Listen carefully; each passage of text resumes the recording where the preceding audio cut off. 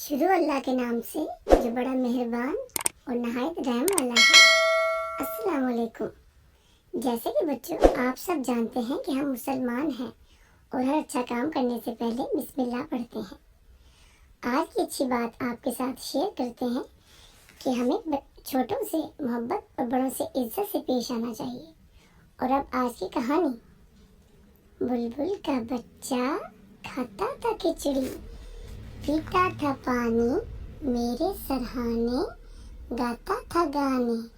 एक दिन अकेला बैठा हुआ था, मैंने उड़ाया वापस ना आया। ये रही हमारी कहानी। अगली बार फिर आपसे मुलाकात होगी, फिर एक नई कहानी के साथ। अब तब तक अपना ख्याल रखें और खुश रहें। अल्लाह हामी नासिर हो। अल्लाह हाफिज़।